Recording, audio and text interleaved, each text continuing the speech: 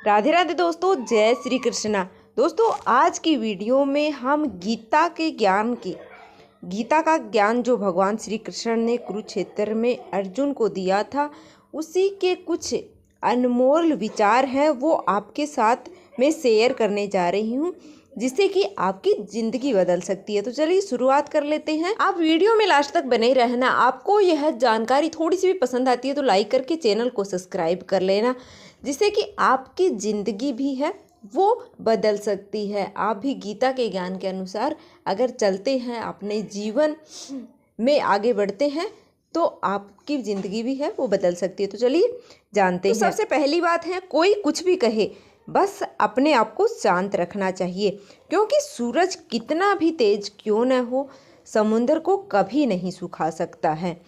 दूसरी बात है कि जहाँ आपकी कोई कीमत नहीं होती है वहाँ आपको रुकना नहीं चाहिए, अनुचित नहीं है, चाहे वह किसी का घर हो या किसी का मन हो। तीसरी बात है, जब कोई हाथ और साथ दोनों ही छोड़ दे तब कुदरत कोई ना कोई अंगुली पकड़ने वाला भेज ही देता है, उसी का नाम कान्हा जी है।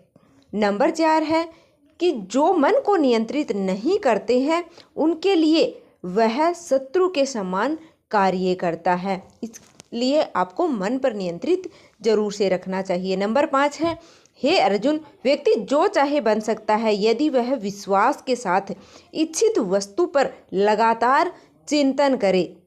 नंबर 6 है, सिर्फ दुनिया के सामने जताने वाला ही विजेता नहीं होता, बल्कि किन रिश्तों के सामने कब और कहाँ पर हारना है यह जानने वाला भी सबसे बड़ा विजेता होता है।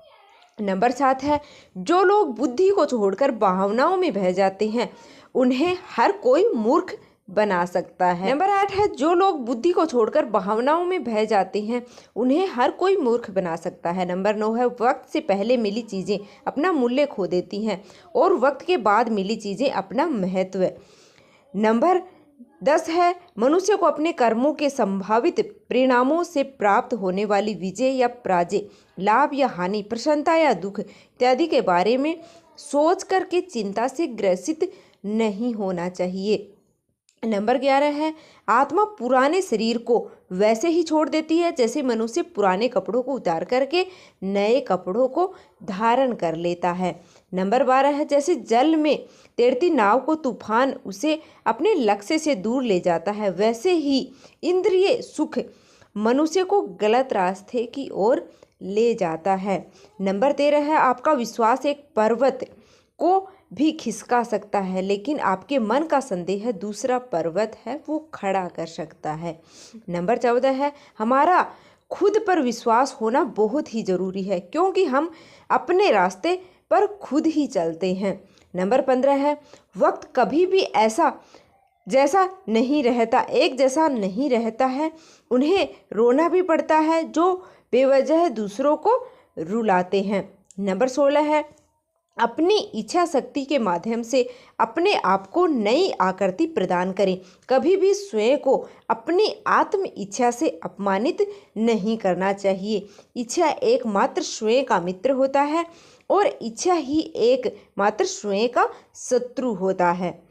नंबर 17 है, अपनी पीड़ा के लिए संसार को दोष मत दीजिए, अपने मन को समझाओ, तुम्हारे मन का परिवर्तन ही तुम्हारे दुखों का अंत है।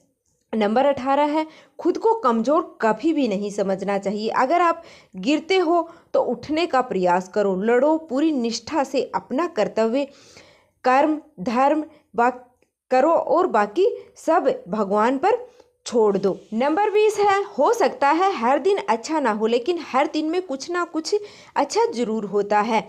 नंबर 21 है, धैर्य रखिए, कभी ना कभी आपको जीवन में सबसे अच्छा पाने के लिए सबसे बुरे दौर से गुजरना पड़ सकता है। नंबर 22 है, रोना बंद करो और अपनी तकलीफों से खुद लड़ना सीखो, क्योंकि साथ देने वाले भी शमशान से आगे हैं, वो नहीं जाते हैं। नंबर 22 है, समय जब न्याय करता है तब गवाहों की आवश्यकता नहीं पड़ती है। नंबर 23 है, एक उपहार तभी असली और पवित्र है जब वह हृदय से किसी सही व्यक्ति को समय और सही जगह पर दिया जाए। और जब गिफ्ट देने वाला व्यक्ति दिल में उस गिफ्ट के बदले में कुछ पाने की उम्मीद है वो नहीं रखता है। नंबर 24 है सुंदरता आपकी दृष्टिकोण में होती है। किसी को कीचड़ में खिला कमल भी लुभाता है और किसी को चांद में भी दाग नजर आता है। नंबर 25 है हे अर्जुन, जो कोई भी किसी भी देवता की पूजा करे पूरे विश्वास के साथ करने से इच्छा है वो रखता है, तब मैं उसका विश्वास उसी देवता में दृढ़ कर देता हूँ। नंबर 26 है उदय किसी का भी अचानक नहीं होता है, सूर्य भी धीरे धीरे निकलता है और ऊपर उठता है। धैर्य और तपस्या जिसमें है वही संसार को प्रकाशित करता है। नंबर 27 है हे अर्जुन, स्वर्ग प्राप्त करने और वहाँ कई वर्षों तक वास करने के पश्चात एक असफल योगी का पुनः एक पवित्र और समृद्ध कुटुंब में जन्म होता है। नंबर 28 है हे अर्जुन, जो व्यक्ति अपने समान सर्वत्र सम देखता है, चाहे वह दुख हो या सुख हो, वही परम योगी माना जाता है। नंबर 29 है प्रेम हो या प्रार्थना ये तो मालूम नहीं, पर जो आपसे है किसी और से नहीं। नंबर 30 है अहंकार और संस्कार में फर्क है। अहंकार दूसरों को झुकाकर खुश होता है और संस्कार स्वयं झुक करके खुश होता है। नंबर 32 है सेवा सबकी करो मगर आशा किसी से मत रखो, क्योंकि सेवा का सही मूल्य ईश्वर ही दे सकते हैं। नंबर 33 है जब सत्य की असत्य से लड़ाई होगी तो सत्य अकेला खड़ा होगा और असत्य की फौज लंबी होगी, क्योंकि असत्य के पीछे मूर्खों का भी झुंड होता है। नंबर 34 है अकेले रहना तुम्हें यह भी सिखाता है कि वास्तव में तुम्हारे पास स्वयं के अलावा और कुछ भी नहीं है। नंबर 35 है जब परिवार के सदस्य अप्रिय लगने लगे और पराये अपने लगने लगे तो समझ लीजिए विनाश का समय आरंभ हो चुका है। नंबर 36 है क्रोध आने पर चिल्लाने के लिए ताकत नहीं चाहिए, मगर खुद को क्रोध आने पर चुप रहने के लिए खूब ताकत लगानी होती है। नंबर 37 है जो आपका है वो आपसे मिलकर ही रहेगा, फिर चाहे कोई भी उसे छीनने की पूरी कोशिश करे, पूरी कायनात चाहे एक हो जाए। नंबर 38 है दो प्रकार के व्यक्ति इस संसार में स्वर्ग से भी ऊपर स्थित होते हैं, एक वो जो शक्तिशाली होकर भी क्षमा कर देता है और दूसरा जो कि दरिद्र होकर के भी कुछ दान करता है। नंबर 38 है प्रेम शरीर या सुंदरता को देखकर नहीं होता है, प्रेम हृदय से होता है। जहाँ दो हृदय मिल जाते हैं वही प्रेम जन्म लेता है। नंबर 39 है किसी भी व्यक्ति को अच्छे से जाने बिना दूसरों की बातें सुनकर के और उसके प्रति कोई भी धारणा बना लेना मूर्खता है। नंबर 40 है अगर साफ नियत से मांगा जाए तो ईश्वर नसीब से बढ़कर के देते हैं। नंबर 41 है जब भी विनाश होने का प्रारंभ होता है शुरुआत वाणी में संयम खोने से ही होता है। नंबर 42 है जीवन में सब कुछ खत्म होने जैसा कुछ भी नहीं होता है, हमेशा एक नई शुरुआत हमारा इंतजार कर रही होती है। नंबर 43 है जीवन में यदि खुश रहना है तो अधिक ध्यान उस चीज़ पर दें जो आपके पास है, उस पर नहीं जो दूसरों के पास है। नंबर 44 है उस दिन हमारी सारी परेशानियां खत्म हो जाएंगी जिस दिन हमें यकीन हो जाएगा कि हमारा सारा काम ईश्वर की मर्जी से होता है।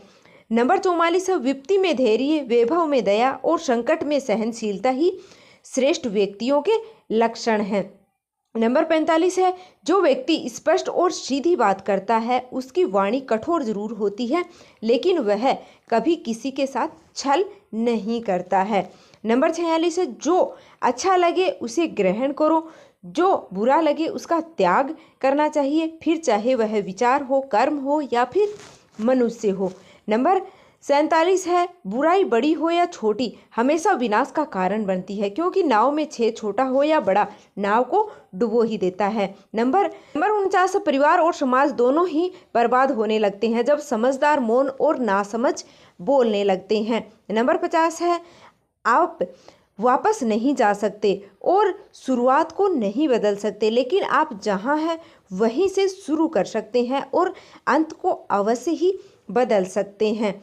नंबर 51 है, जब उम्मीदें टूटने लगे, कोई रास्ता दिखाई ना दे, तो एक बार भगवत गीता की शरण आपको अवश्य ही लेनी चाहिए। उम्मीद है आपको पसंद आई होगी यह जानकारी। बोलिए कृष्ण भगवान की जय, बोलिए राधा रानी की जय।